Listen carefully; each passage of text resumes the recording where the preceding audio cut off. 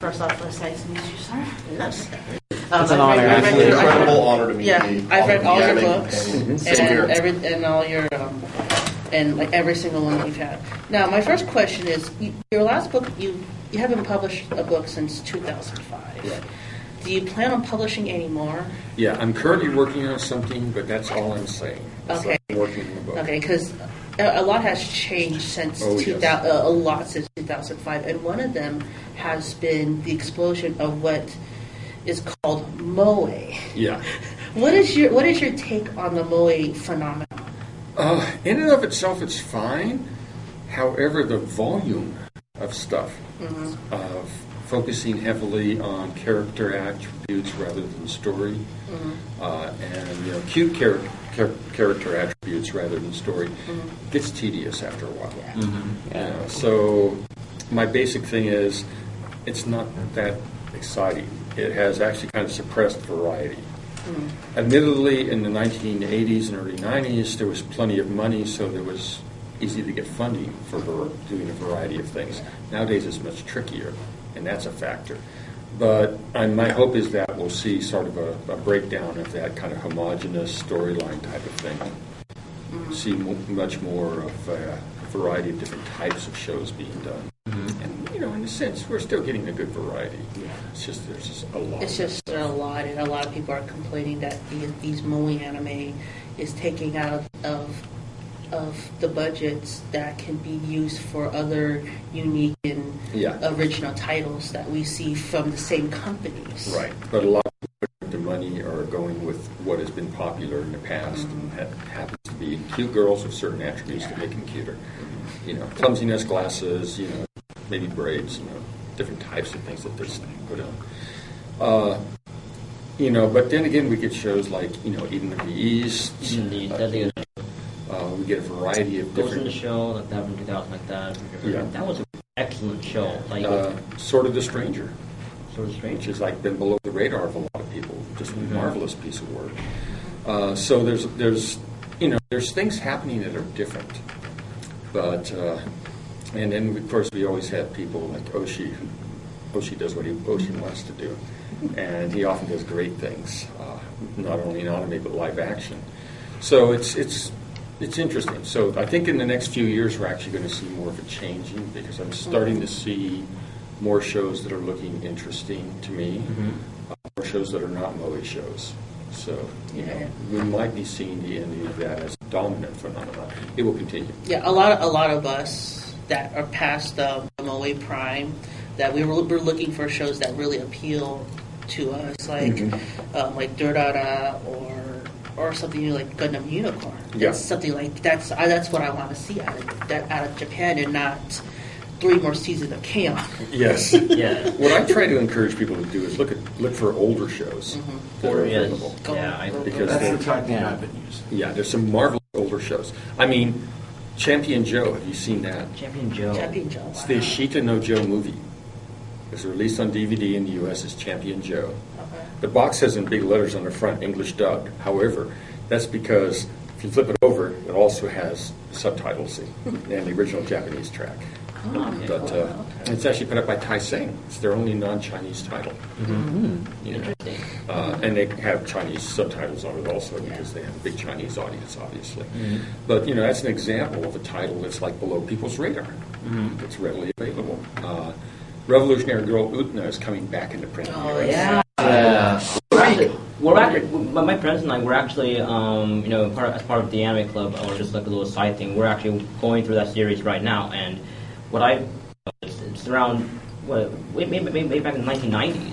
Yeah. It's at least 15 years old. Right. We're going back and rewatching it, and it's a very enjoyable show, actually. Like the music, it's pretty good. The character design, at least, and I really love the art style and everything like that. Oh, yeah. It's amazing. And the story extremely stylistic story. The artwork and everything. Yeah, the 1997 was the beginning of the broadcast. Wow. And then the movie was done the year of the final TV broadcast, which was, I think, 99. So, they did those in rather rapid succession. And so they're coming back into print. Right Stuff is issuing the first box set in a week, and then in August the second box set comes out. They've got the license for the movie. They haven't announced a date yet. Okay. But they still have about 60 copies listed on their website of the old CPM release of the movie. So it's still available, even though it's out of print. So there's things like that. Then there are the titles that never made it to DVD. They were out on VHS, which were great ones back in the past.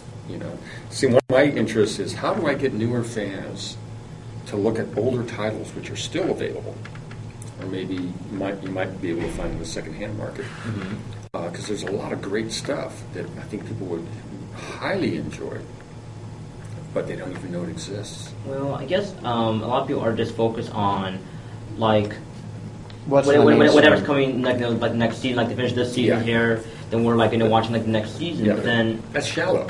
Yeah, the majority of shows I'm sorry to say that we want out of like maybe a dozen shows, we might find maybe one or two that we find like is really really good. I don't know. Yeah. Have you heard like the last season? The other fairly big one was Madoka. Yeah. See, things I only watch what is commercially released in the U.S. Okay. Because, quite frankly, for the stuff that's commercially released in the U.S. I haven't even seen yet that I own, I have a stack of DVDs this tall. Because I don't just watch them, I take notes. Oh. So I watch them and then I go back and take notes later. And when I take notes, a half-hour show becomes a 45-minute, viewing for note-taking purposes. So that becomes an issue. But there are things that are good they're popping out. So it's not just a Moe thing that's coming through. So, and I get excited about things like Dorara because they sent me the screener for it. Though the screener was strictly the redub, so I watched it with the sound off. But at least they were streaming it, so I was able to watch the subtitled version being streamed. But there's such a variety out there of new and older shows. It's good to keep an eye on all that stuff. I do agree. Another, like I just want to add on, like in a way, I sort of agree. Like with me and my friends, we actually started going back and watching some of the older shows. And then I go back through and there's some of them are just really amazing. Like even though it's like 10, 15 years old. I mean, like Rurouni Kenshin, that was over 10 years old, and they're still doing cosplay gatherings. Like today. Right. I think there's one or two gatherings today. And then look at things that are considered like the early Gynax things. The earlier ones. Yeah, like Gunbuster, for instance. Gunbuster. There's a guy in the Dealer's Room Anime 101 is selling the super deformed Gunbuster model kit. Yes, Buster King. another title that's making a comeback is of course Sailor Moon. They just announced they're going to re-release The manga. The manga. So that may Great have a resurgence of Sailor Moon, and especially for those us in our 20s that literally grew up on Sailor Moon. Yeah, the deep releases. Yeah. Oh yeah, that was a fun Horrible show. dubbing music, but great story. Yeah, well, I had to wait till they released the subtitle box sets, and that was a joy to watch. I know. Aristotle did an excellent score for that series. Yes. But and then also on manga relicensing, Shonen Janai Gumi, the original GTO story that was released as GTO early days. Oh, nice. nice. Yeah, Vertical has picked it up. Wow. So we're going to get to see the rest of that because Tokyo Pop never finished translating. Oh yeah, they did. Yeah, because Tokyo Pop just sunk like a stone. And then they also, Vertical announced they picked up GTO 14 Days, which is a sequel to the GTO This series. is a sequel? Yeah. I had no idea about that one either. So much. I knew he had to make that. Yeah. And then that tells me that sometime in the near future they're going to be announcing they're going to have the actual GTO series. But Vertical is doing great things with that. So it's like some of the smaller presses that are doing exciting stuff because for them doing Tezuka's Buddha was an experiment, and then they discovered that they did have a market for manga. And of course Viz now with their signature line is doing really exciting stuff. So there's for manga that's becoming a very interesting thing. So it's the market's viable as long as people are buying the things. Yeah, that's true. And a lot of people are really excited for the Sailor Moon reboot. And when they want to hear about the GTO reboot, a lot of people love GTO. Yeah, they only announced it like 2 days ago. Oh, wow, okay. Or maybe even yesterday. So, moving on. So you started out as a librarian. You're currently a librarian at Golden Gate Golden University. Gate. how did you get from being a librarian to writing about anime? Well, it starts out when I was a student in high school as a cinema fan. Cinema fan, okay. We had a lot of old movies on regular TV. Okay. They'd be showing like classic Bogart films, Hitchcock films and stuff. And then a local group of us would get together once in a while, pool our money.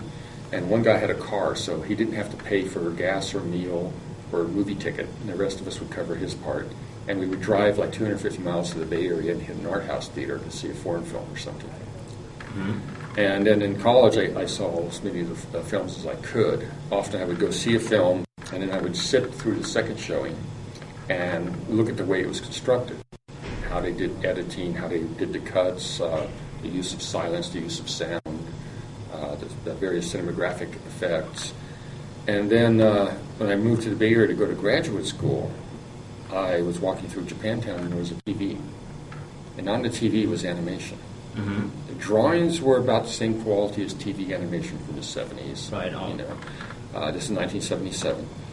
But what they did with it visually was cinematographic.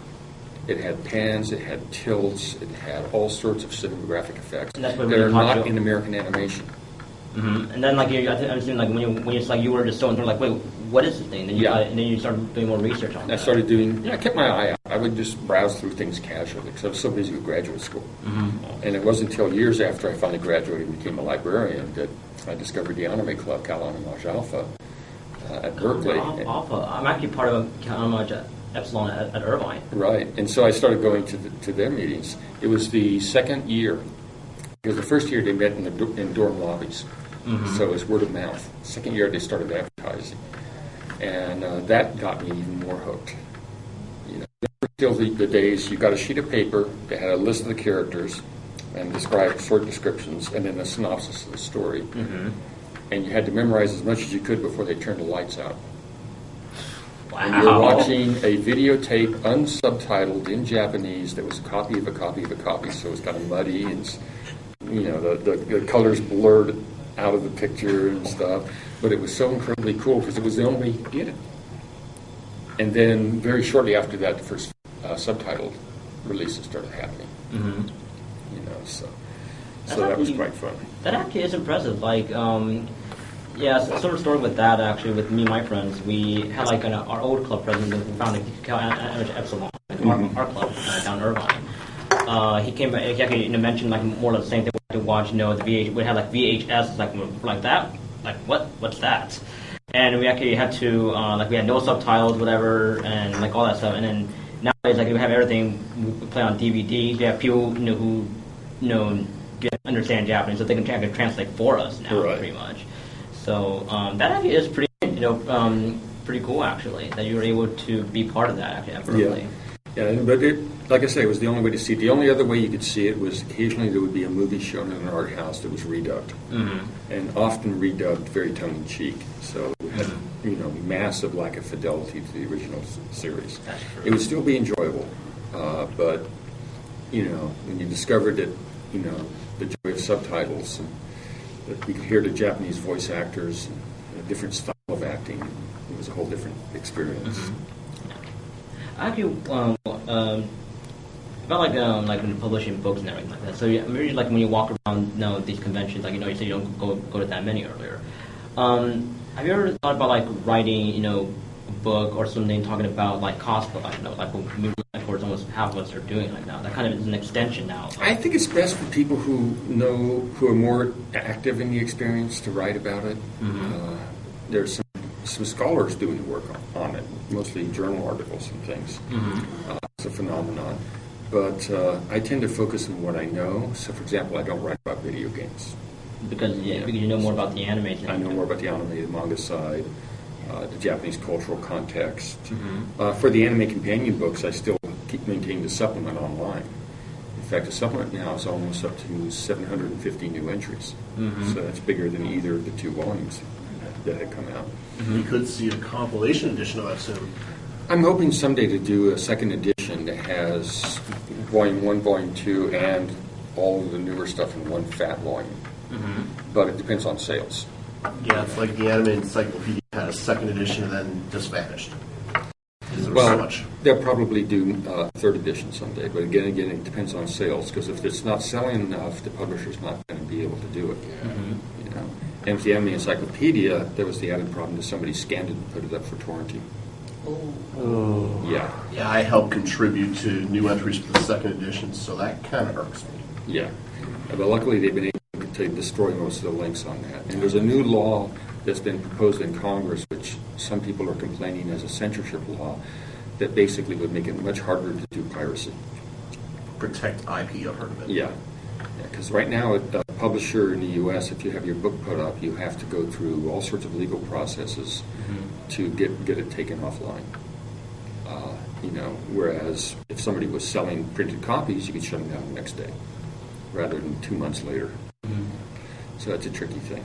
I mean, fans want access to things, but you got to realize, you know, the creators need money. You know, they got to pay bills. They got to have money for a new project, and the money issue is a crucial one. Especially since almost all of the distributors distributing anime in North America are small companies. Mm-hmm. You know, I mean, Viz is a subsidiary, but you know, even so, they're not that huge a company when you talk compared to other companies.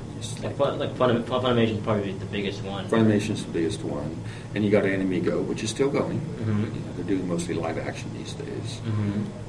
Bandai Media too. Bandai. Sendai Filmworks, which is a subsidiary of which used to be ADV. Yeah, it's a breakoff on ADV. Yeah, they created these subsidiaries and then shut themselves down for legal reasons. But you know, they're doing interesting things, great things, but they have to have people buying the stuff. That's true. You know? And even if you're not buying it, rent it from a legitimate source, because that encourages the people you're renting from to stock more of it. You know, and God, you know, the prices have gone down so much. That's true. They're no longer. I remember seeing ads for a VHS 2 TV episodes, $75. Wow. Oh, wow. In the very early days, and then it very quickly dropped down to about $45 and stayed there for a long time. AnimeGo's the one that dropped it down to $25. In fact, when AnimeGo started releasing movies, live-action movies, they started out with the Zatoichi stuff. Mm-hmm. In those days, if you wanted to buy a foreign film, $75 was pretty much the standard going rate for the movie. AnimeGo started at $25. So all of the other companies had to start dropping their prices down, because AnimeGo was just selling like hotcakes. And they were going to go out of business, and they did. Yeah, they saw that AnimeGo, well, actually they saw AnimeGo was making good money. You know, they saw the volume that it was going out, and they said, okay, we've been making money at $75 a tape. If we drop it down to $25, we'll make even more money. And so that's what happened. So the anime companies have had an impact on that phenomenon. I see. You know, so that makes it also interesting. Mm-hmm. So, like, you know, so from like 2005, like, you know, from your when you published like your last book to like, you know, now 2011. So, what are like last series that you like, you know, look at like, you know, from that series that you know that you enjoy or like to analyze? I'm curious. Oh, to tell you the truth, I've been looking a lot at things that deal with Japanese history. The Japanese history, like, I want to call it Sengoku Basara. That, even though that's just really... No, well, for example, Rurouni Kenshin. Rurouni Kenshin, yes. That opened up the eyes to anime fandom, to the whole, you know, Bakumatsu period, you know, things like the Shinsengumi and all of that. Mm-hmm. It's really fun. You go to, like, an event put out by a Japan Society or Japan Foundation, and you got all these people who are very knowledgeable about Japan, but yet only ones in the room who know about the Shinsengumi are the Japanese. You go to an anime convention, almost everybody knows about the Shinsengumi, you know, and that's part of the fun. The way certain aspects of Japanese history and culture enter the consciousness of non-Japanese through popular entertainment. Like how people you understand like, you know, the Japanese school culture, you know, like the history like that. I mean, I learned a good portion of it from of course, from anime, because I was big on Chinese history, actually, and European history. I didn't know much about Japan until before watching an anime, especially like Rurouni Kenshin. Well, you start getting curious. I mean, have you seen Mirage of Blaze? I've heard the title. Yeah. There's a lot of that will go right past most people's heads, even anime fans' heads, because it deals with a specific group of warriors from the Sengoku Jidai period. Major warriors, significant, you know, Takeda Shingen and so forth. But it has all the people around them involved in the story, and it's set in modern Japan because, you know, it's the ghosts. Wow. You know, But that's a very interesting show. That's very much a josei show. Very much aimed at young women. And in Japan, some of the really hardcore fans of Sengoku Jedi history are women. It's like a big phenomenon there. But things that deal with Japanese culture, to foods, so forth. Not that much science fiction anime has been coming out. Yeah. Planetes is great. Things like that of course, Ghost in the Shell standalone complex. We haven't seen a good dirty pair of Bubblegum Crisis come along in a long time. Yeah. I like to see something like a dirty pair of Bubblegum Crisis come back, just in a new generation to show these up and comings. This is what it was back then when it wasn't about really cute girls doing cute things. It was about these strong women going out and kicking some butt. Well, things like Ghost in the Shell standalone complex are kind of like the modern version of that in a sense, because you got the role of the major, of course. Yeah, you got the suspense and intrigue of the plot. Yeah, right? and also dealing with modern themes like that, and it talks about, it goes into like in the second season, like the politics a little bit, and like me and my roommate, he gave me the shows on his hard drive. When watching it, and then watch the movies, and and it's very well done. Like I like the story. I really love the characters. I've heard like who Motoko is, obviously. I heard like the openings, and I've always I didn't have a chance to watch it, and I do want to see more shows like that. Yeah, and part of the fun of some of the shows is the way they put in references to the original manga without doing the same story, and so there's a lot of stuff happening. It's just the way the market changed. There's that whole generational split in otaku culture in Japan. The older otaku tended to be the more hardcore science fiction otaku. They wanted like a worldview to be part of the story. So you got Gunbuster, you got Wings of Onimisa, you got the whole Ghost in the Shell phenomenon. It's very much that style. But then you have that newer generation of otaku who primarily are fans of things of the whole moe phenomenon, part of which was driven by work created by the old generation. Also, they had a role in it. And then there's also the whole development of video game culture, which went from fairly primitive until the early 1990s to much more sophisticated. That's had an impact. So if you compare like Otaku no Video to Genshin, you can see two different types of otaku in there. And the difference between that, the older otakus tended to have a much more common vocabulary. They knew about the same shows. They had grown up in this, looking at the same type of material. They knew about a lot of American science fiction, written and movies and so forth. The newer ones tend to be more splintered. They tend to focus on certain types of things. I'm not saying one's better than the other, but it's a very different type of phenomenon. Yeah, it's caused a sort of rift in the old and new schools of otaku. Yeah, that's true. Yeah, but I mean, but things like this. I mean, with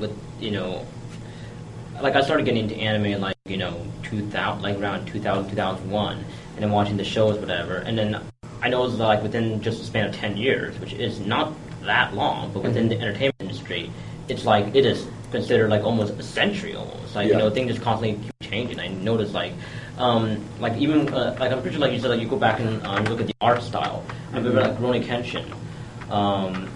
The style was, it's in the backgrounds are still really beautiful. The characters, like, they're within very proportioned. Yeah. Like, nowadays, like, they go for, like, like, super thin, like, like, Giaz or, like, the newest one, Star Driver. Like, these really ultra thin, supposed to be overly, be shonen or be shoujo. Yeah. And, again, art style, but it's like, what do you think, what's your take on that, do you think? It can get boring. It can be exciting in a particular work. I'm a fan of the 5-star stories manga. 5-star stories. Exaggerated thin, characters in many cases. But you have a lot of variety within that. But if everybody starts looking fairly much the same and the only differences are their hairstyle and the clothing they're wearing, it's not very good character design. You need differences in facial structure, body type, and stuff. And, you look at, for example, Gundam. Right. You look at the Universal Century Gundam stories, and you have like a lot of middle-aged guys in there fighting as soldiers and stuff. But then you look at things like Gundam Wing, like pretty boys. Yeah. Yeah, I mean that's fine in its own right, but do I need to see the same scene of the same Gundam unit shooting its guns that's a copy of the scene that's been shown 20 times before in the series, again and again and again and again? No, I want something that's a little bit grittier, something that's a little bit more realistic, and the Universal Century Gundam stories, for example, have that. It's because those are much more based they're closer to war movies. Yeah. The model that they had. And there really, there aren't that many, or like the more darker and the nitty gritty shows nowadays. Mm-hmm. Yeah. The other one that we tried watching was Shiki, who talks about sort of like vampires or like zombies a little bit, and it's a very well done. It's a very well done show. But then and the characters still have that kind of thinness. But the thing is, it works actually in that show. Yeah. So there are cases you're right. I think it does work, but. Yeah. If it's saying it over and over again, then everything becomes too similar, and that's, for example, I think a problem that's been in American animation is that American animation has been dominated by certain tropes over time.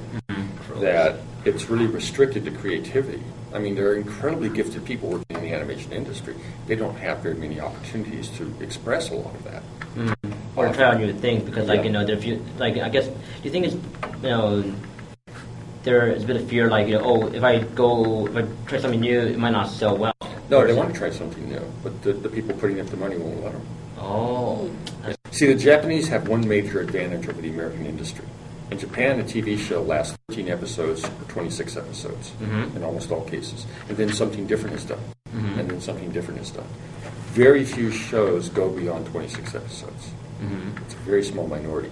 So within that, you have great opportunities to try different things. You don't have shows that go on for 5, 6, 7, 8 years, and go on and on and on. Imagine if The Simpsons had ended after 2 years, and something else had been on that had lasted 1 year, and something else had been on that had lasted 1 year. We would have had a lot of variety. Yeah, and I think that's it's a good point. Like with the Americans and stuff like that, there's things that are just very long running. So something you can watch The Simpsons back in 2000, and you can still be with the same thing 10 years later. I mean, and do we need any more animated sitcoms? I mean, we're oversaturated with Family Guy. Yeah, it's like sitcom after sitcom after sitcoms. I mean, the Jetsons and the Flintstones started it. Those were the first animated sitcoms. That's what they were. I remember in the magazines at the time they were talking animation on TV for adults. Because that was the audience they were aiming for. But it was just sitcoms. So that the industry has little opportunity to develop and change and do something different. And whereas Japan has had this opportunity to do variety. And of course, the manga industry being huge in Japan, that brings in, great potential for big stories to draw on. Whereas in the U.S., we haven't had that kind of tradition. You mentioned creativity between Japanese and American animation. What's your take on Marvel and Bones' project for Hero Man? To tell you the truth, I honestly haven't looked at it. But one thing that has excited me that I saw recently was the animated clip that was in the Howl movie. The story of Allen Ginsberg's poem. They have Ginsberg doing a reading of the poem in the coffee shop in San Francisco, and then the reading is animated. And it's really interesting stuff. Some of the people working on it are people at Wild Brain. And Wild Brain has got some incredibly creative people. You almost never hear their name. They're based in San Francisco. They do really great stuff. And currently the Cartoon Art Museum has an exhibit of artwork from it. And including, since there was all computerized animation, they just printed out these huge pictures from the thing. So they have 3 foot tall, 4 foot wide shots from the animation. So there's some really wonderful people there. But I know people who started out in the animation industry in America who are working in Japan now. Because they feel they have a lot more opportunity to do stuff there. I mean, there are people who have worked over here for years, proving themselves, and then gone on to work overseas. Still a small number, but it's an interesting thing. As I talk to animators, as I see their experimental work, I go, God, why isn't somebody asking people to work on a program like this? Mm-hmm. I mean, the time frame in which they made it was short enough. You could actually crank one of these out a week if you had a good storyline to work with. You know? And the fact that a single episode of The Simpsons costs more to make than an entire 26-episode Japanese show. You know, I mean, there's money. It's just, you know, not much variety. And that's true for regular television also, because regular TV shows go on and on and on and on. Whereas in Japan, they're only 26 weeks long or so. Yeah, so what was your take on the American attempts to copy anime like Teen Titans? I think it was cool. It was adding in some fresh blood, some fresh concepts. Some of the people involved in Teen Titans are hardcore anime fans themselves. Ah, that makes sense. Yeah. Some of the screenplay writers came out of the anime fan scene from the early American anime fan, like in the 80s and 90s, early 90s. So you had some really interesting stuff there. And then, of course, you got the influence in Avatar from Hong Kong cinema and stuff. And one of the cool things about Avatar is apparently they let the animators in Korea make suggestions, and they incorporated some of those in. So that showed that she produced some things. In spite of the fact that I want to just slap any smarmy kid in an American animation show. You know? I mean, these kids are talking like 40-year-old guys. They're like jaded. You know, no, we show where kids are kids. You know. Yeah. Well, then again, with the characters from Avatar, if you saw the things they saw, you'd be a little bit jaded too. Yeah. But, you know, not like smart suburban kids, you know. Boring after a while. But, you know, there is creativity. There is some stuff happening, but it's with limited confines, you know. Yeah, and that's why I really do want to see more series, like maybe more like Teen Titans, especially like Avatar, like Last Airbender. Like that was an amazing show. Arguably, it's one of my favorite show on Nickelodeon. Yeah. And it's just like I can tell in the pictures, like you must have looked at like just the time and the effort, the concept. You know, they got like when they're doing like all the different moves, they got like a martial arts expert to show them like how to do the moves like that. So stuff like that's amazing. Cross-cultural fertilization can really result in interesting things. I mean, that's one of the things that you can see in anime. You can see the influences from American cinema quite easily. What's a little bit harder for Americans to see is the influences from like French cinema or Polish cinema. You know, which also are definitely there, especially with certain directors. Mamoru Oshii has a lot of influence from East European cinema in his works. You know, and that becomes part of the dynamics. So when you have that, things start changing, things start going in different directions. Now, my final question is, you were recently featured, I actually found a clip of National Geographic's Taboo series in which they were talking about crossplay, and I saw you, and I'm like, wait, I know this guy. He goes to FanimeCon every year. How did you get on that project to talk about the crossplay? I'm not fully sure, but it was National Geographic Australia that did that segment. They contacted me by email and asked me if I wanted to do it, and I said sure. Face it, anything to get my face out there. You know, my statistics on my website are still up. You know, like bumped up the first day and dropped back down, but then it's gone back up again. But so you know, it was simple. Just go there, sit for a couple of hours, do the interview and stuff. They gave me the questions in advance, you know, so I had an idea what they were going to be asking things. But beyond that, in this case, I don't know who was the one that recommended me. I have suspicions. There's certain people in the anime industry they may have contacted. Or actually there's certain academics in the U.S. they may have contacted because, you know, they had Susan Napier on there. For all I know, she may have recommended me. You know, because she and I had met and we've exchanged email and stuff. So that's a possibility. I'm not sure. I mean, with Pixar, I know who recommended me because it was people in Japan who had recommended me to Pixar as somebody that could do a class for their people, which was easy because it was right on the bus line to go home after work. Just get off the bus and walk over to Pixar. That's pretty. I've been reminded there so many times. Yeah, so they had free Pete's coffee at Pixar. Oh, that's nice. I am so jealous. Yeah, I would just sit in the lobby. Actually, I wouldn't get myself coffee because I'd already had plenty of coffee that day. So I just poured myself a large soda, and I'd sit there with like magazines and stuff and my notes for that day, and work on my notes until the students started showing up and dinner started showing up because they always had a catered dinner. And God, that was a challenging thing. You know, how do you have to explain do an 8-week class to Pixar people on Japanese animation? because here, like some of the cream of American animators. So I decided, okay, I'll show them as much different types of anime, stylistic, visually, storyline, etc., as I could, and then we would discuss things. And it was quite fun with the screenplay writers, because at the very beginning they were just astonished at the differences in story writing techniques and stuff. Wow. And I showed them some of Yuki Kaze, and one of the technical guys was going, God, the computer animation in this, it's nice, but it's not that sophisticated. And then I showed a documentary clip that you saw what they were using. Macintosh desktop machines. I did all that on Macs. And he was blown away. Wow. But it was a difficult class to teach because of the simple fact that, how does one break something down like that? But it worked out pretty well. There was only one guy in class who had any real exposure to anime because he had grown up in France.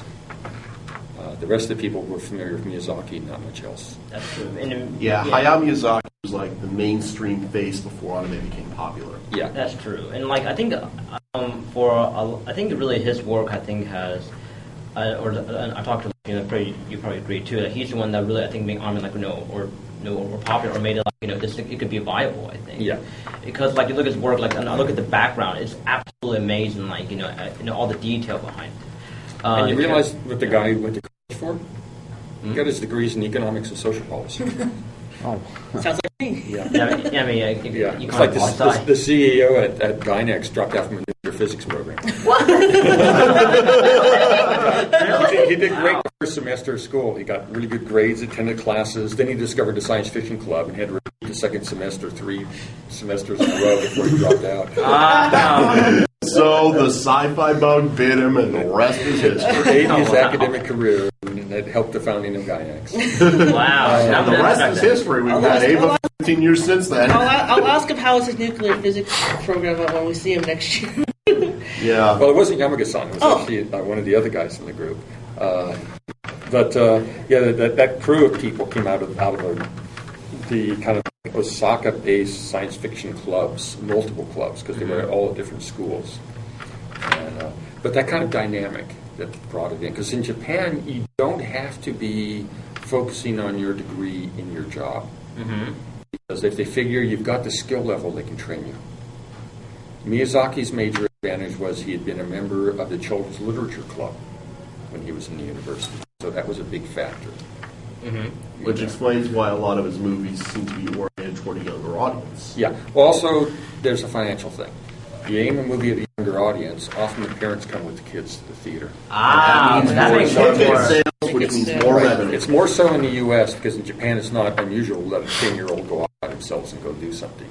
Really? But here, the kids are kept on such a short leash, it's unbelievable. Yeah, I remember reading an article where a guy talked about his daughter was invited to Disneyland by one of her friends, and her friend shows up alone. And the parents are going, what? They call the mother of the other girl, and the girl goes, yeah, all I gotta do is take the train, I'll be there, that'll be fine. Parents nowadays, they just... Two 10-year-olds go off to Disneyland, no problem, in Japan. Yeah, but then again, I think that they start learning how to, travel, take the train, at a very early age. Because, if their parents are working, they can't always take their kids. Well, plus it's safer. Japan's a much safer society. I took a friend of mine through one of the most dangerous neighborhoods in Tokyo. And then later on I mentioned it to him. Oh, by the way, we just went through one of the most dangerous neighborhoods in Tokyo. He goes, what? And I go, yeah. Outside of work in downtown San Francisco is more dangerous than that neighborhood we walked through. And I walk through downtown several times every year. But the thing is, the lower crime rate and so forth. Also, higher population density. If something happens, there's always people around. So that means you got tens or hundreds of witnesses. Yeah, and so therefore less likely something's going to happen. Whereas in America, where we spread everything out, it's much easier for people to be isolated and places of danger. I mean, people get mugged locked in a back alley, somebody mugs you, and nobody around to help. Japan, the population density is so high and everything. Plus, there's all sorts of stigmas associated with criminal activity and stuff in Japan, so it makes a factor. But so interesting things. We'll see what happens in the next year or two, or 3 or 4. I love to look forward to that. Dirty Pair coming out on DVD. I hope for a resurgence of stuff like Bubblegum Crisis for the younger generations. Yeah. Well, the thing is, they have to have it shown to them. They have to be exposed to it. Most of them have never even heard of it.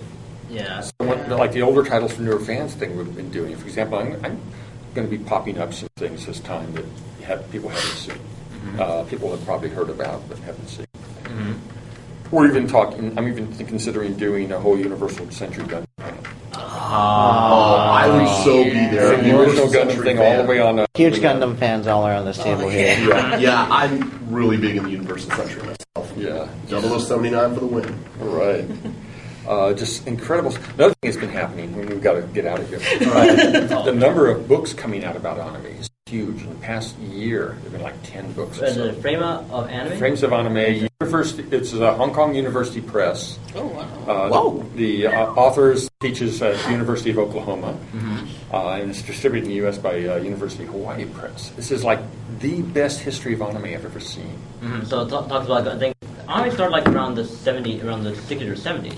Anime dates back. The first commercial anime is 1915. I think. Yeah, I heard about that. Was it Benkei Nishiwaki or something? Yeah, little tiny clips before movies. A la Disney. Yeah, and then the first animated feature is World War II. Okay. Which I have on VHS. Because I know it's the only way to get it, even in Japan. I have the Japanese VHS. Motaro and the Divine Warriors of the Sea. And then, of course, the first color feature, 1955. And, then TV anime beginning in 63 with little tiny shorts on NHK, and then eventually the first half-hour shows. Such as Astro Boy and Gigantor. Right, I heard Astro was like one of the original. Yeah, and then Gigantor came, came right after that.